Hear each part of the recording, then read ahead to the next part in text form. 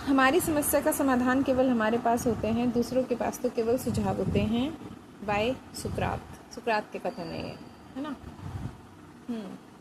तो जब हमारी समस्या का समाधान हमारे पास ही होता है तो फिर इतने मंदिर, आश्रम, संस्था ये क्यों खुले हुए हैं?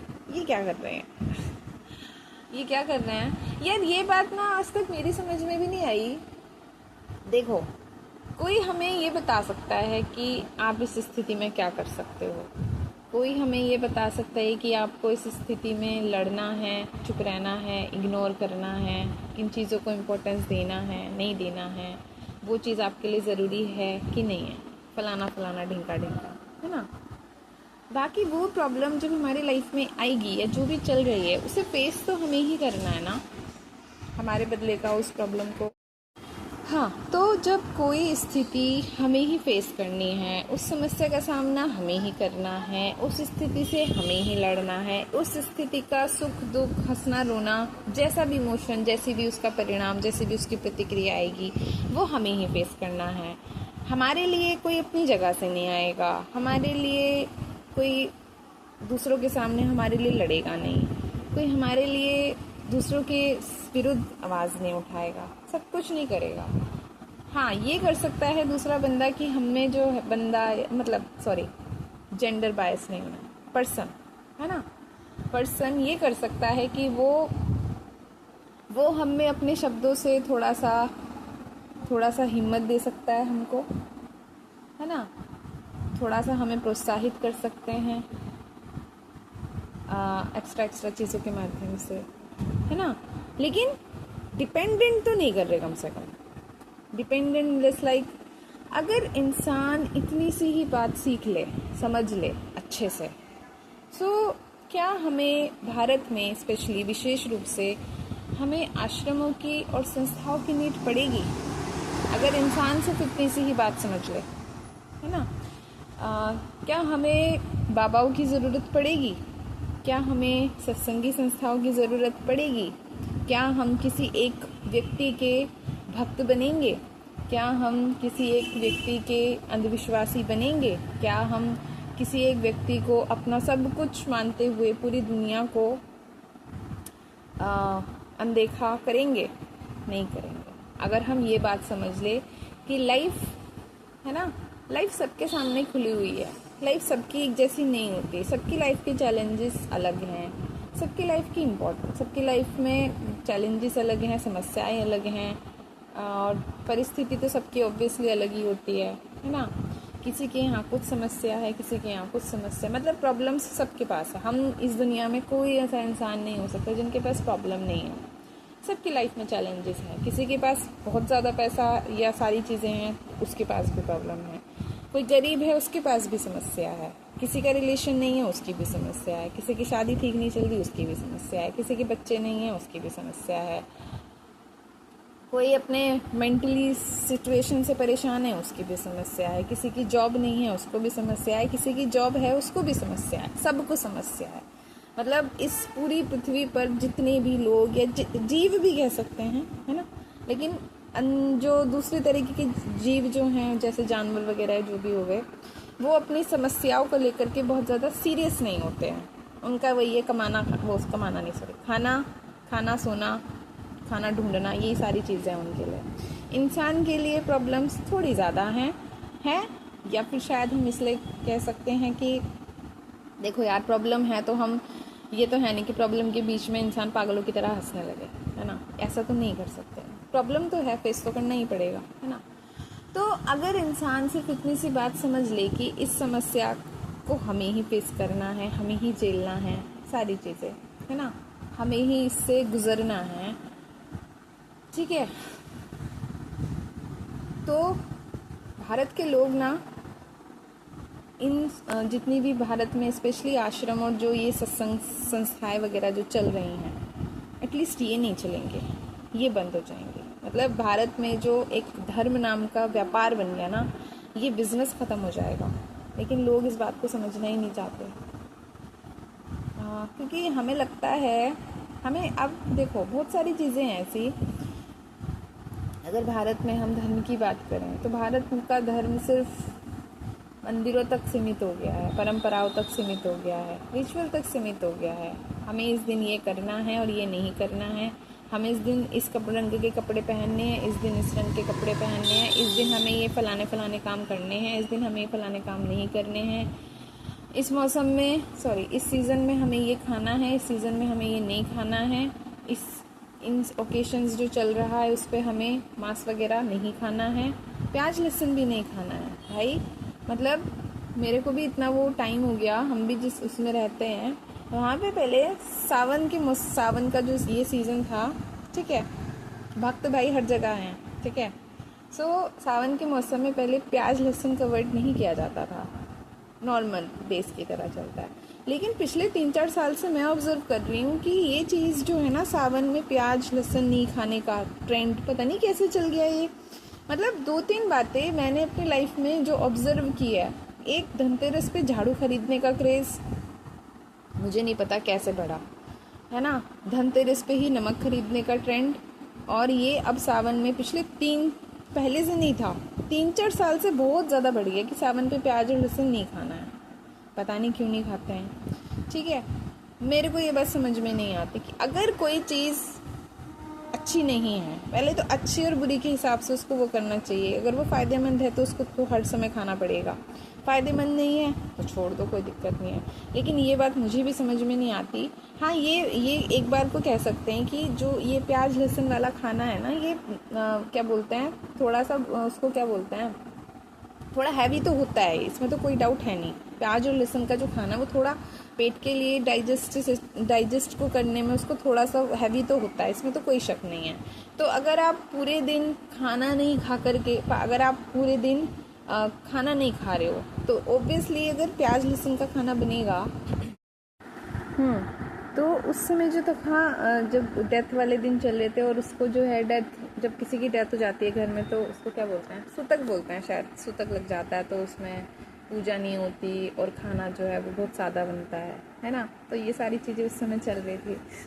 मतलब तो ये सोच रही हूँ कि उस समय डेथ हो रखी थी, लेकिन पता ही क्या, सोसाइटी के लिए मतलब कौन सा थिंकर है वो, आई थिंक मैकियावेली है। मैकियावेली की कोट है कि लड़के के बाप की डेथ हो जाए तो 13 दिन बाद तो वो भी भूल जाता है और 13 दिन बाद वसीयत की बात करने लगता है। कुछ इस तरह की जो उनकी कोट है कि वो भी जो है 13 दिन तक ही करता है कि बाप की डेथ होगी, उसके बाद वो भी विल की बात करता है कि क्या चीज़ किसको मिली, इस तरह से। सोसाइटी में ये चीज़ रोहराट मचाने के लिए, मतलब वही है कि ऑब्ज़र्व करने के लिए ना अपनी आंखें हमेशा खुली रखो। और ऑब्ज़र्व करने के लिए ना आपको बहुत दूर जाने की ज़रूरत नहीं है कि आपको अपने घर से कहीं अलग किसी दूसरे एरिया में जाना पड़ेगा। नहीं, अपने घर में ही कर सकते हो, बहुत सारी चीज़ें हैं, है ना।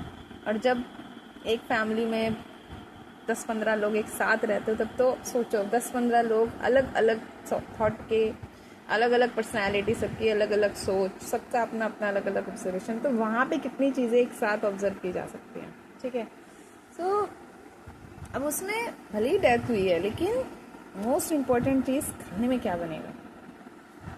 हाँ, तो डेथ वाले घर में भी सबसे मेन इम्पॉर्टेंट थिंग जो थी, पहले दिन तो वहाँ सब रोहराट उठता, मतलब ठीक है डेथ हुई थी लेकिन आंखें उस समय भी खुली रखो भाई, देखो क्या हो रहा है, ठीक है। क्योंकि मैंने अपनी लाइफ में पहली बार किसी की डेथ देखी थी तो मेरे लिए पहला वो था, मुझे नहीं पता था कहाँ क्या कैसी चीज़ें होती है। और डेथ भी ऐसी कोई बहुत टीनेज डेथ थी यार, ठीक है। अब दुख किसी के जाने का दुख लाइफ टाइम रहता है, और बहुत क्लोज डेथ हो तो तब तो है ना, लेकिन लोग उस दुख में भी सही से रहने नहीं देते, ठीक है। जो भी है, चलो खैर, जाने वाला चला गया, वो वापस नहीं आ सकता, लेकिन फिर भी लोगों के रूप दिखते हैं, चेहरे दिखते हैं छुपे हुए, जो भी है, ठीक, जैसे भी है। तो उस समय भी डेथ के उसमें भी सबसे ज़रूरी चीज़ ये थी लोगों के लिए कि खाने में क्या बनेगा, है ना। अब लोग इतने ज़्यादा कुनबे बढ़ा के रखते हैं अपने रिश्तेदार, ठीक। खाने में क्या बनेगा, और उससे भी इम्पोर्टेंट चीज़ कि वो कैसे बनेगा, है ना। क्योंकि डेथ के दौरान जो मेरे तो पहले ऑब्जर्वेशन ही सारी चल रही थी, देन मेरे को पहली बार पता चला कि पूजा नहीं होती है, और क्या बोलते हैं, खाना जो है वो बनता है, छौंक वाला नहीं बनता, उबला हुआ खाना खाते हैं सब लोग, क्योंकि बनाने वाली ऑब्वियसली ठीक है। देन वही है ना, दुख में लोग रहने नहीं देते सही से, कोई बात नहीं, ठीक है। सो मतलब और मुझे तब मुझे पहली बार रियलाइज़ हुआ कि यार उबला हुआ खाना भी बहुत टेस्टी लग सकता है, ऐसी बात नहीं है। मुझे नहीं पता लोग क्यों नहीं इस बात को वो करते, मतलब मुझे लगता है कि बहुत ज़्यादा खाने को टेस्टी बनाने में ना हम लोग बहुत एक्स्ट्रा खर्च करते हैं, तेल का खर्चा, तेल इतना महंगा, ठीक है। चलो जीरे का तो हम कह सकते हैं, कोई नहीं, सब्जी, और फिर इतने मसाले तरह तरह के, और अब कितने सारे, हर सब्जी के लिए अलग मसाला आता है, ठीक। तो मतलब वही है कि सादा जीवन उच्च विचार वाला कॉन्सेप्ट जो है ना लोगों ने ख़त्म कर दिया। तो ये वही वाली बात थी, जो चीज़ें सिर्फ उनके दोष की वजह से खाने में ज़रूरी नहीं बताई गई, उन्हें लोगों ने जो है धर्म से जोड़ दिया। प्याज और लहसुन इस चीज़ में सबसे आगे हैं कि उनको धर्म से जोड़ दिया। अब सावन में ये ट्रेंड इतना देखने को मिलता है भाई, ठीक। तो ये वाली चीज़ जिसे धर्म से नहीं जोड़ना था उसे भी धर्म से जोड़ दिया, खाने पीने की चीज़ें। और सावन अब तो लोगों ने ना सच में हर चीज़ की धर्म को लेकर के बहुत अति कर दी, ठीक है। मतलब जितने ज़्यादा परंपरा को फॉलो करते जा रहे हैं उतने ही ज़्यादा घटिया ही होते जा रहे हैं, ठीक है। क्योंकि वो चीज़ उनके मन में तो है ही नहीं ना यार।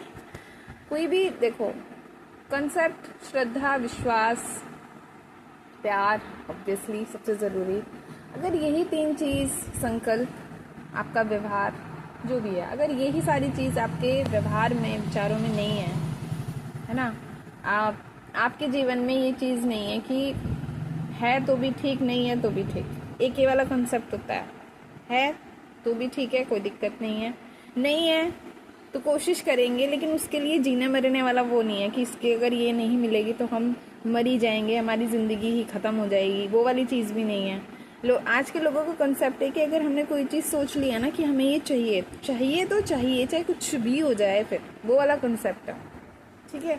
ये कॉन्सेप्ट मुझे समझ में नहीं आता। मतलब यार किसी भी चीज़, और फिर उस चाहिए तो चाहिए वाली चीज़ के लिए ना इंसान कुछ भी करता है, कुछ भी अनसेंट चीज़ें, एनीथिंग एवरीथिंग, हर तरीका अपनाएगा, घटिया से घटिया हो जाएगा वो, ठीक है।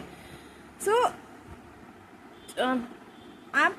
आपको ठीक है, अब ये चीज़ लोग पता है अच्छी चीज़ों के लिए, अच्छी बातों के लिए ये वाला सिद्धांत अपनाया जाए, आइए, लेकिन फिर भी सही तरीके से, ठीक है। लेकिन लोग घटिया चीज़ों के लिए घटिया तरीके बनाते हैं, घटिया चीज़ों के लिए सोचते हैं कि अगर किसी को, मान लो किसी को जो है किसी जगह पे घूमने जाना है, तो घूमने जाने के लिए मान लो अगर उनके घर वालों ने उन्हें मना कर दिया ना और पैसे वगैरह नहीं दिए, तो भाई भाग जाएंगे, हमें घूमने जाना है तो हम जाएंगे, पैसे नहीं देंगे तो कुछ पता नहीं चोरी वगैरह कर लेंगे, ऐसे भी करते हैं, है ना। आपको कोई चीज़ चाहिए तो आप उसके लिए कोशिश करो, हर एफर्ट तक जिस भी तरीके से कोशिश कर सकते हो करो, मैं नहीं कह रही कोशिश, है ना, कोशिश करनी चाहिए, लेकिन उसके लिए बिल्कुल ही पागल हो जाना, जीने मरने तक क्या वो कर देना। अब जो हम इतने एग्ज़ाम्स वगैरह देखते हैं, है ना, एग्ज़ाम्स बच्चे देते हैं, उनका क्लियर नहीं होता, देन वो सुसाइड कर लेते हैं। तो मतलब उन्होंने उस एग्ज़ाम को अपनी लाइफ का सेंटर बना लिया कि अगर ये नहीं होगा तो हमारी ज़िंदगी ख़त्म। उन्हें ये नहीं पता उनकी लाइफ में आगे क्या होगा क्या नहीं होगा। इतनी बड़ी लाइफ होती है, लाइफ ना छोटी नहीं होती, वो छोटी नहीं है, ठीक है। अब ये भी नहीं कह सकते कि लाइफ बहुत छोटी होती है, इसमें जितना जल्दी अचीव कर सको उतना जल्दी। आपको पता है आपकी लाइफ छोटी है या बड़ी, है ना। और जब आपको नहीं पता तो क्यों फिर इतने जिए मरे जा रहे हो। जितना काम करना चाहते हो लाइफ में, कुछ ढंग की चीज़ें करना चाहते हो तो करो, नहीं करना चाहते हो मत करो, वो भी तुम्हारी मर्जी है ना। लेकिन ये जीने मरने वाला जो कॉन्सेप्ट है, चाहे वो किसी भी चीज़ के लिए हो, चाहे वो किसी पेपर के लिए हो, चाहे वो किसी पोस्ट के लिए हो, चाहे वो किसी रिलेशनशिप के लिए ही हो, कोई भी चीज़ इतनी इम्पोर्टेंट नहीं होती कि वो आपकी लाइफ से बड़ी हो जाए। लाइफ इज़ मोस्ट इम्पॉर्टेंट, ठीक है। उस लाइफ को आप किस तरीके से जियोगे, कैसे जीनी है, किसके लिए जीनी है, उसमें आपके क्या वैल्यूज़ रहेंगे, क्या सिद्धांत रहेंगे, अपनी शर्तों पे जीनी है, दूसरों के हिसाब से जीनी है। और शर्तों पे जीना और दूसरों के हिसाब से जीना, अब इस बात को भी समझने में ना थोड़ा सा फ़र्क है। फ़र्क जस्ट लाइक कि होता है कि आपकी ज़िंदगी है तो आपको अपनी ज़िंदगी बिल्कुल अपने उससे जीनी है, जिसमें किसी का कोई वो होना ही नहीं चाहिए। आपको कैसे पता कि आप जो सोच रहे हो वो सही है और दूसरा जो सोच रहा है वो गलत है ना? या फिर आपको ये कैसे पता कि आप जो सोच रहे हो वो गलत है और दूसरा जो बोल रहा है वो सही है? ये भी कैसे पता? दोनों ही बातों में सोचना तो पड़ेगा। जब आपको सही लग रही है कोई चीज़ और दूसरा बोल रहा है कि नहीं तुम सही नहीं सोच रहे, तो उस चीज़ को देखोगे तो, समझोगे तो, जानोगे तो, है ना? और अगर आपको लग रहा है कि आप गलत जी रहे हो तो आपको कैसे पता है कि आपके थॉट्स गलत है?